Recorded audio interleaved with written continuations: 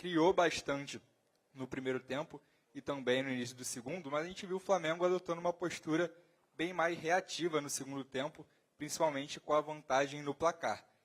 Continuou criando, mas depois, a partir mais ou menos na metade do segundo tempo, o Flamengo sofreu um pouco dessa forma. Queria te perguntar, primeiro, essa mudança um pouco de estratégia depois do intervalo, e segundo, por que o Flamengo começou a sofrer? Se foram substituições, talvez não deram tanto certo, foi o cansaço, e, enfim, se você também concorda com isso. Obrigado. Bem, boa noite a todos. Em relação à questão, vou dividir aqui em 2 ou 3 itens. Primeiro, eu acho que existia um momento que foi um momento, primeira parte, e até a bola na trave, e depois, de uma forma fortuita, apareceu o gol do Fluminense. Porque naquele momento estávamos mais próximos de fazer o terceiro do que, eventualmente, eles fazerem o gol. Não foi a primeira parte e a segunda, foi até esse momento. Depois, com certeza, depois das situações que nós falhamos, depois da pressão que nós exercemos durante 75 minutos, sofrendo um gol, um pedacinho de geringonça, bate num lado e que treia o nosso guarda-redes, pronto, a equipa ficou um pedacinho mais amarrada, não consegui já pressionar tão, e o adversário fez o seu papel, que era, pensava que estava um dia de sorte, ia tentar empatar o jogo, e a gente tentou defender. Algum desgaste dos nossos médios, os nossos volantes. Tínhamos utilizado os dois no jogo de altitude, tínhamos utilizado também o Nick.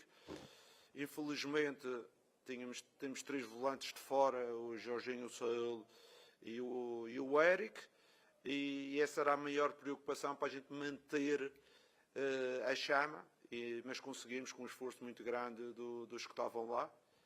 Mas acho que é uma vitória gigantesca em termos de mérito. Enquanto, por exemplo, na final do Carioca foi muito mais equilibrado, hoje, se a felicidade está do nosso lado da finalização, podíamos estar 3 ou 4 a falar de 3 ou 4 fácil até aos 75 minutos. Ok? Acho isso que é a minha avaliação, a minha análise do jogo. Pressionamos bem, linhas altas, reduzindo espaços, e depois mudou o caráter do jogo, foi quando sofremos o 2-1. Jardim, aqui Luiz Assado GE. Você tem falado bastante sobre o Pedro nas últimas coletivas, e hoje ele se tornou o maior artilheiro do Flamengo no século. É um jogador que é importante nos últimos anos, e eu percebi que na comemoração do segundo gol ele voltou apontando para o banco de reservas, acho que para alguém da comissão. Se você puder explicar um pouquinho também, aprofundar um pouco mais, como é que foi esse trabalho que vocês fizeram com ele, se foram conversas, se foi uma coisa no treinamento ali, até para que ele pudesse reencontrar, né, essa forma dele, não era um jogador que tinha tanta sequência com o Felipe Luiz. Então, se puder falar um pouco dessa comemoração, se você tiver visto, e também desse trabalho. Obrigado. Eu, sinceramente, eu não quero estar a falar do passado, quero estar a falar do presente. Nós conhecemos o Pedro e exigimos a ele um comportamento, e ele está a conseguir entregar esse comportamento que nós exigimos. E, além disso, está a fazer os golos com ponta de lança, bom ponta de lança que é. Estamos satisfeitos com a performance dele, mas principalmente com a atitude. Porque era uma das coisas que eu ouvia muito aqui, quando cheguei, era que o Pedro não sabia pressionar. Eu acho que o Pedro está a demonstrar que é um jogador completo, na ação defensiva, na ação ofensiva, na construção, no apoio, na finalização também. E com certeza que é um jogador importante para nós quando quisermos jogar desta forma. Quando quisermos jogar mais transição, temos o Wallace Young, temos o Pedro, o BH, como já foi no jogo passado na altitude. E acho que vamos ter as opções, se eles estiverem todos em condições, temos opções consoante as nossas necessidades. Jardim, Vitor Nicolau, da Flamengo TV, parabéns pela vitória. Eu queria explorar um pouco mais o teu plano de jogo, né? Eu imagino que tenha sido um pouco mais complexo fazer um plano de jogo contra uma equipe que o Flamengo já enfrentou outras 2 vezes no ano, e que é um time forte em transição, mas que passou a ser um time forte também em construção. E aí você traz o Gonçalo Plata para o time titular, junto com o Samuel Lino, e consegue ter o melhor primeiro tempo da equipe no ano, né? Então, eu queria ouvir um pouco de você sobre as intenções dessa vitória aí, desse primeiro tempo especialmente. Bem, as nossas intenções é melhorar dia a dia os nossos comportamentos. Sabíamos das dificuldades que o Fluminense coloca sempre nestes clássicos em relação ao Flamengo, e fiz uma análise dos últimos 10 jogos e verifiquei que somente em 2 o Flamengo tinha conseguido fazer um gol na primeira parte, e trabalhamos em cima disso. Eu disse aos jogadores que temos que jogar a pressionar e temos que fazer um gol na primeira parte. Temos que reduzir espaços, provocá-los com bola, sem bola, na pressão, na saída de bola. Em termos estratégicos trabalhamos bem, os jogadores compreenderam, no campo eles tiveram uma atitude formidável e conseguimos, porque em termos percentuais, sempre que o Flamengo fez um gol na primeira parte, ganhou o jogo. E essa diretriz que eu dei aos jogadores, porque normalmente o Fluminense é que entra forte, empenhado, e a gente a seguir anda atrás do prejuízo. E eu queria inverter as situações, como acabaram de inverter, não é? Eles no fim é que andaram atrás do prejuízo, e acho que os jogadores perceberam a mensagem e dentro conseguiram aplicar com uma primeira parte, como você disse, formidável. Só peca por escasso o resultado que saímos da primeira parte. Jardim aqui, boa noite, Sidão Marinho da Litoral News. Foi uma belíssima atuação do Flamengo, né? Concordo na questão do primeiro tempo melhor da temporada. Só queria falar um pouco sobre a parte final do jogo. O Carrascal acabou sendo expulso, foi mais um jogador do Flamengo expulso na temporada. É um ponto que a gente já debate com treinadores antigos, pergunta sobre isso, em relação ao lado mental. Você acha que às vezes tem um excesso muito grande na vontade de chegar, tentar roubar a bola, ou está faltando de fato um mental mais qualificado para o Flamengo para manter todos os jogadores em campo? Teve a expulsão do Eric, hoje é do Carrascal, no ano passado outros jogadores também já tinham sido expulsos. Como você analisa essas expulsões que acontecem talvez de uma forma desnecessária? Eu analiso que as expulsões, algumas têm são atitudes irrefletidas, não é? Atitudes irrefletidas, como foi a situação do Carrascal. Acho que ele não tem necessidade de abordar aquele lance daquela forma, mas foi a ânsia de querer ganhar a bola, porque ele quase nem toca nele. Ele faz uma tesoura, mas se não desse vermelho, desse amarelo também. O Martinelli fez uma falta que andou mais ou menos parecida àquela, não é? E só levou amarelo. Mas pronto, o árbitro é soberano nestas situações, mas com certeza que é muito importante o controle emocional. E quando a gente pede um pedacinho mais de pegada, mais de agressividade, com certeza que as emoções vão tão mais à flor da pele. E mais ainda temos que controlar esse tipo de emoções. Mas eu prefiro controlar as emoções e eles terem mais pegada do que a gente estar apáticos e sem emoções e sem esta pegada. Jardim aqui, boa noite. É uma semana muito complicada para o Flamengo, depois de ter ido jogar na altitude de Cusco, também a questão do atraso para a chegada aqui. Queria que você falasse o quão importante foi esse dia a mais da mudança do jogo para o desempenho do seu time. A gente viu que o Flamengo no primeiro tempo entrou ligado no jogo, tanto que numa roubada de bola, numa saída ali, o Pedro conseguiu marcar o primeiro gol. O quão esse dia a mais que a sua equipe teve de descanso e de treino ajudou você no plano de jogo e a montar a equipe para essa partida? Obrigado. Eu acho que o dia a mais, a questão não deveria ser essa, devia ser o dia a mais para o Fluminense e para o Flamengo. O que é que proporcionaram? Proporcionaram as equipas ter um bocadinho mais tempo para se organizar, proporcionaram também os jogadores estarem mais descansados, porque quer o Fluminense, quer o Flamengo jogaram em 7 dias 3 jogos. E em relação ao espetáculo e à saúde dos jogadores físicos, também acho que é importante preservar um espetáculo. Com os jogadores mais frescos vai ter um melhor espetáculo, com a saúde física dos jogadores, eles mais frescos também vão ter menos riscos de lesão, e tudo isso eu acho que são aspectos extremamente positivos que acabou por acontecer. O resultado é outra situação. Eu podia estar aqui, ter perdido o jogo, mas estava a falar a mesma situação. O porquê. Acho que beneficiou as duas equipas, foi por isso que o Fluminense aceitou, porque se você reparar, nós mudamos Sem falar com o goleiro, nós mudamos 6 jogadores do jogo de altitude. Ok? Quer dizer que se nós tínhamos só 4 jogadores carregados, o Fluminense tinha um jogo a mais, mas jogou com a mesma equipa.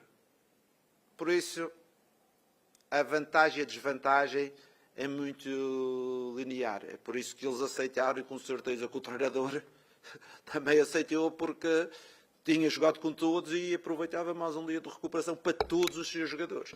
Nós, como não sabíamos se o Fluminense ia aceitar, nós fizemos uma rotatividade nos jogadores e só 4 jogadores é que iam começar daquele que foi utilizado, daquele 11 que foi utilizado no Peru. Penso eu que foi o Everton, Paquetá, Léo e Plata. E vocês podem me corrigir se vocês conhecem melhor do que eu, mas acho que foi estes 4. Mais o goleiro. Jardim, boa noite. Pablo Rua, do Voz do Ninho. Eu queria que você fizesse uma análise sobre o Paquetá, né? Ele joga de forma mais avançada contra o Cusco, como meia, quase com camisa 10. Hoje ele atua como segundo volante e vai bem novamente. Como você pensa em utilizá-lo nesse time do Flamengo? Ou de fato você quer ele como um coringa, né? Que ele pode jogar mais recuado, mais avançado, aberto? Como você pensa em utilizá-lo? Eu já falei sobre o Paquetá quando cheguei cá. Acho que o Paquetá pode fazer várias posições, porque ele na carreira tem feito essas diferentes posições.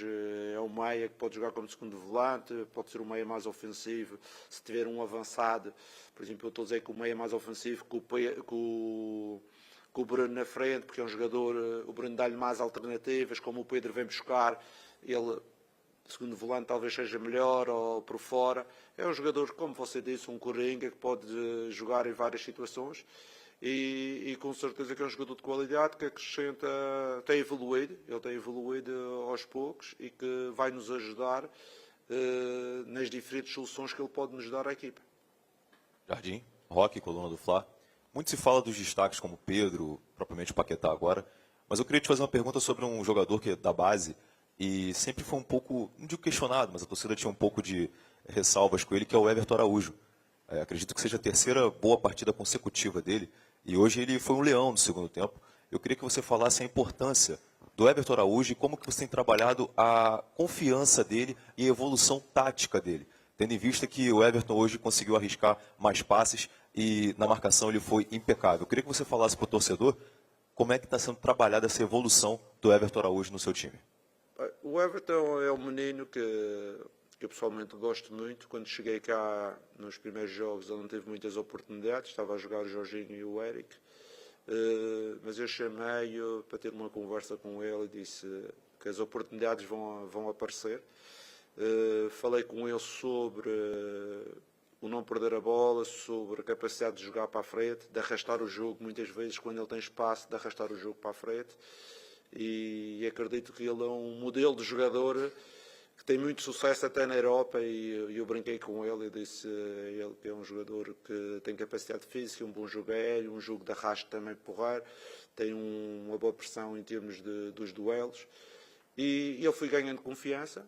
E eu sinceramente nos últimos 2 ou 3 jogos fui dos jogadores mais regulares em termos exibicionais e em termos de produtividade para a equipa. Fico feliz porque ele é um menino que trabalha, é um menino humilde e é um bom exemplo para muitos jovens jogadores que querem ser vedetas aos 18 anos, aos 19, e ele tem 22 e ainda mantém a humildade e já joga muitas partidas pelo Flamengo. Por isso, não só a parte técnica, não só a parte física, mas a parte da humildade, da capacidade de trabalho, que eu também gostava de valorizar ao Everton. Nisso ele tem-me surpreendido e estou extremamente satisfeito. Oi, Leonardo, Jardim, boa noite. Parabéns aí pela vitória no Fla-Flu, Sérgio Lobo, TV Globo, Sport TV. Hoje foi seu 9º jogo, né, comandando o Flamengo. Diante de tudo que a gente está falando aqui e da sua análise do jogo, a gente pode dizer que foi a melhor atuação do Flamengo sob o seu comando nessa vitória sobre o Fluminense, um adversário pesado. E eu estava, só um complemento, eu estava olhando aqui a tabela de classificação. O Flamengo, com o resultado, ele agora é o vice-líder do campeonato. 6 pontos atrás do Palmeiras. Ele tem 20 pontos com 4 outras equipes.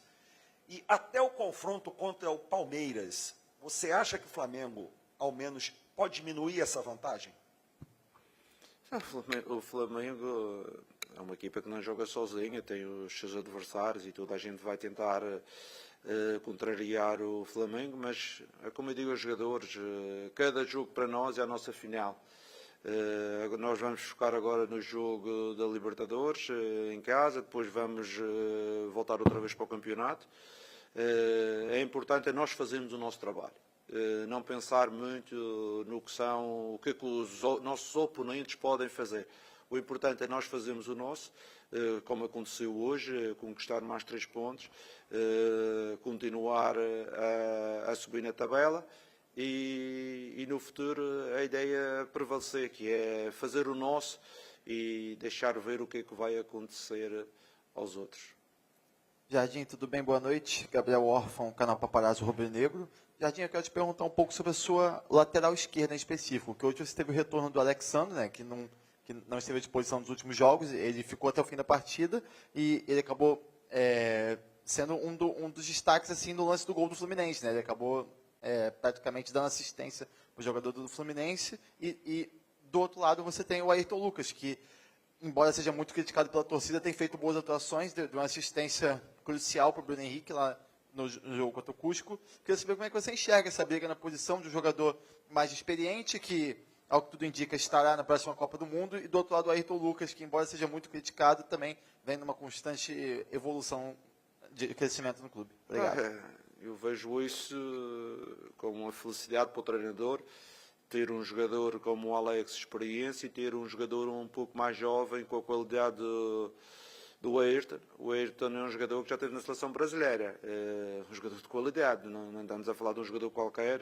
Foi isso que das conversas que eu tive com o Ayrton, eu disse a ele isto: eu lembro-me de ti na seleção brasileira, lembro-te nos grandes momentos, é esse Ayrton Lucas que eu tenho que recuperar, porque eu necessito de 2 jogadores e 2 jogadores competitivos para que possam dar soluções, porque sabemos que algum dos nossos jogadores encaixar 3 ou 4 jogos seguidos, principalmente aqueles que têm uma certa idade, podem ser um risco de lesão. A gente, quando o Ayrton não jogou antes porque tinha um problema no adutor, teve a resolver, eu tive que jogar mais com o Alex teve uma mialgia.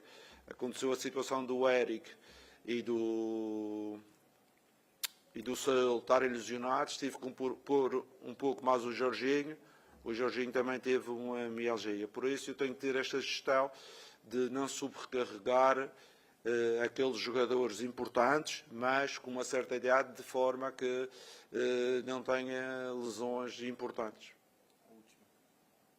Boa noite, Jardim. Bruno Castanha, parabéns pela vitória, canal Zona Rubro Negra. Hoje o Flamengo foi muito intenso, marcou alto, pressionou, fez um grande primeiro tempo, uma grande atuação, no segundo tempo também, uma parte. Você já falou que não tem como ser intenso 90 minutos, nenhum time no mundo consegue isso. Sobre as substituições ali, quando você coloca o De La Cruz, você faz um trio no meio campo, um tripé, como a gente fala aqui.